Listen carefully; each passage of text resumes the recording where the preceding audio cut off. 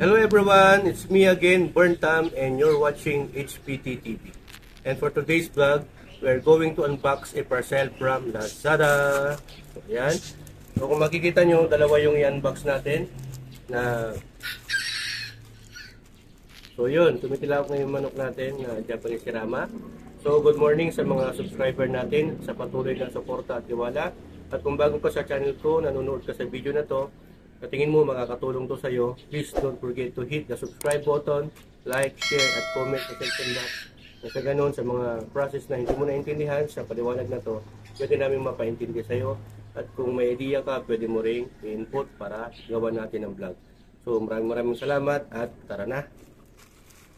Ayun, so we have here a parcel from Lazada. So, in-unbox natin para mabilisan lang. Kasi maraming nakapaligid sa atin ng mga alaga nating ibon dito kasi mahilig tayo sa animals. Ayun. Ganda ng packaging, oh. Diba? So meron din tayong tire na i-unbox at i-review. Pero dito muna tayo.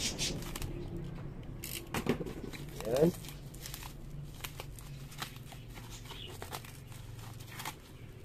Masyadong masikip.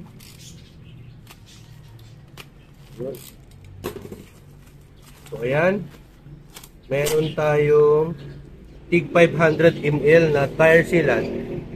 O ayan, di ba? Mahilig kasi ako sa green, kaya green yung kinuha ko. May color din ito, may pink, may blue. Pero green yung kinuha ko kasi para akong si Hulk. Ayan, pag nagagalit, palang si Hulk. Na? Okay. So ayan, ang brand po ng tire sealant na to ay X-Power Auto Kobe Tire Sealant Liquid Anti-Flat Tire. So for tubeless or universal, 500 ml ang isang bottle. Ayan. So 500 ml ang isang bottle para sa isang gulong lang. Okay? So dalawa yung gulong, kaya dalawa yung binili ko na tire sealant brand na X-Power. So this sealant works in tube type or tubeless tire. Ayan.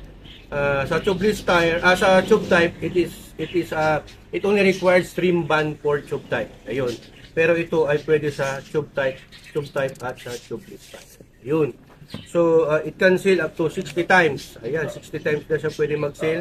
And it also good for up to 2 years. So up to 2 years na kahit hindi ka magpalit ng gulong or itong mismong tire sealant, pwede po siya hanggang 2 years. So amount niya per single tire para sa bicycle, MTB type, yan 100 to 200 ml per tire ng bicycle. Sa car naman, sa sedan, 400 to 700 ml para sa isang gulong. Sa motorcycle naman, of course, 200 to 400 ml. Siyempre, last but not least, sa truck, 700 to 1,000 ml para sa isang gulong lang po yan. Sa motorcycle, 200 to 400, pero ang ilalagay ko na lang ay 500. Lahat na to para sa isang gulong. Siyempre, mahilig tayo mag-ride, eh. Diba? Malalayo yung mga pinupuntahan natin. Just want to inform you, I'm from Pangasinan, San Carlos City. So, nagta-travel vlog din ako. Pupunta ko ng Tarlac, La Union, Baguio, Nueva Ecija, ganun, Vizcaya. So, kailangan ko talaga ng tire sealant para sa mga lugar na walang vulcanizer. Tama ba yan? Tama, si Manong V. Okay? Yung price range niya, nakuha ko siya ng 100 pesos, kasama na po ang shipping fee. At kung saan ko nabili, ilalagay ko na lang po doon sa description ko yung link kung saan ko siya nabili.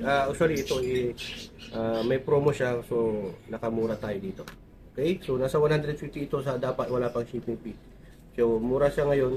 Ngayon siguro na siya, nag-iiba-iba naman kasi yung price range sa market. So yung nabili ko siya nasa 100 isa, kasama ng shipping. Okay?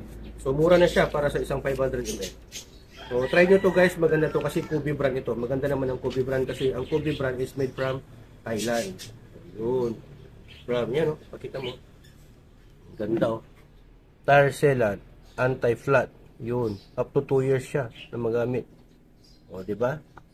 Tsaka, watch out pala. Panurin nyo yung vlog content ko na kung saan meron akong ginawa na vlog para sa tire sealant kung paano ilagay sa tire. Binutas ko mismo yung tire ko ng Miosol ko at ilagay ko yung ibang brand naman yon, pero effective talaga siya. Maganda yung makikita mo dun effectivity niya. Kasi hanggang ngayon, siguro may ano na siya, mag 1 year na rin yun. O 6 months, ganun. Pero hindi pa rin siya nabubutas kasi may tarsilan siya. Yan. 100 pesos each. Okay. So, sa mga ano ha, hindi pa nakasubscribe dyan, subscribe na kayo. At maraming salamat sa patuloy na suporta at tiwala sa atin. 800 subscriber going to 1,000 na. Ayan, YouTube, maghanda ka na ng pambayad sa akin. Joke! So ayan, maraming salamat po sa panonood at to God all be the glory, burn time sa inyo.